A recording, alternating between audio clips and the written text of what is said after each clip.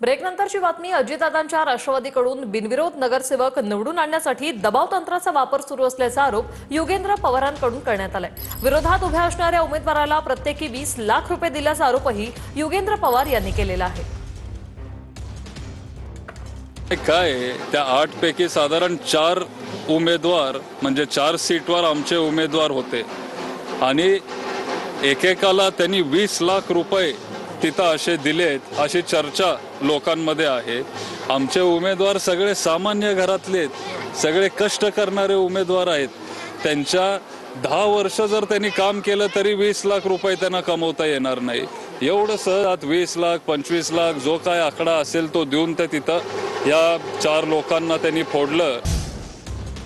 मोठी बातमी। स्मृती मंधानाचा विवाह सोहळा पुढे ढकलण्यात आलेला आहे। स्मृतीचे वडील श्रीनिवास मंधाना यांना हृदयविकाराचा झटका आलेला आहे। स्मृतीच्या वडिलांवर सांगलीमधल्या खासगी रुग्णालयात उपचार होत आहेत। विवाहापूर्वी स्मृतीच्या वडिलांना हृदयविकाराचा झटका आला।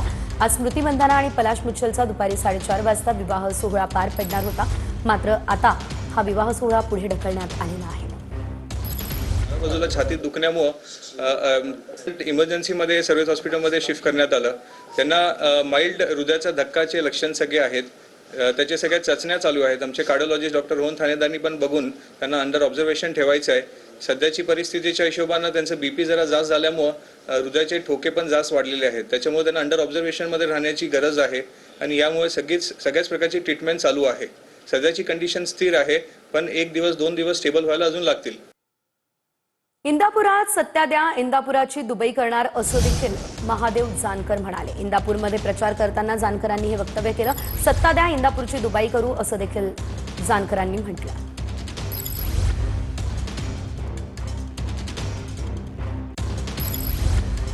की ह्या प्रदीप गारटकरांना तुम्ही नगराध्यक्षाचा उमेदवार करून ह्याचं पेनॉल त्यांच्या नेतृत्वात यांच्या हातात सत्ता देण्याचा प्रयत्न करावा।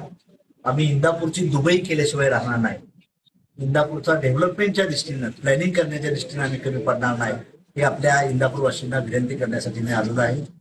की ह्या प्रदीप गारटकरांना तुम्ही नगराध्यक्षाचा उमेदवार करून ह्याचं पेनॉल त्यांच्या नेतृत्वात यांच्या हातात सत्ता देण्याचा प्रयत्न करावा। आम्ही इंदापूरची दुबई। महत्वाची बातमी। मावळमध्ये आमचा आमदार नसला तरी आमदारांचा बाप मुख्यमंत्री फडणवीस आमच्याकडे असं सुरेखा जाधव म्हणाले। लोणावळा नगराध्यक्षपदाच्या भाजपच्या उमेदवार सुरेखा जाधव यांचं हे बेताल वक्तव्य आहे। लोणावळ्यातील प्रचार सभेत चित्रा वाघ यांच्यासमोर सुरेखा जाधव यांनी हे विधान केलेलं आहे। शिवाय पर्याय नाही, कारण गल्ली ते दिल्ली भाजपच आहे। आज फडणवीस साहेब तरी इथला आमदार आमचा नसेल तरी त्याचा बाप आमचा आहे, मुख्यमंत्री आमचा आहे, बरोबर की नाही? त्याच्यामुळे सगळ्यांनी कमळ फुलवा। त्यासाठी आमच्या चित्राताई आपल्या लोणासाठी नेहमीच वेळ देतात। आज आवर्जून आलेला आहे, काही करून त्याला कमळ फुलायचंय। भाजपचे दिवस भरलेत। वडेट्टीवारांनी बावनकुळेंना हे प्रत्युत्तर दिलं। 2029 पर्यंत थांबा, तुम्हाला चिंतित करू असं वडेट्टीवार म्हणाले। काँग्रेस आता किंचित उरल्याची टीका बावनकुळेंनी केली होती। या नगरपालिका, महानगरपालिका, जिल्हा परिषदच्या निवडणुकीमध्ये, स्थानिक स्वराज्य संस्थेच्या निवडणुकीमध्ये आणि येणाऱ्या 2029 पर्यंत काँग्रेस आणि महाविकास आघाडी किंचित झालेली सर्वात छोटी पार्टी असेल काँग्रेस।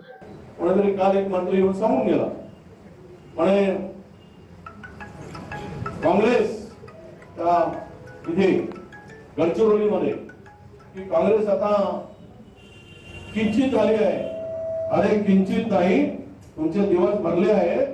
29 पर्यंत तुम्ही थांबा, तुम्हाला चिंतित करून मारल्याशिवाय राहणार नाही, हे लक्षात ठेवा।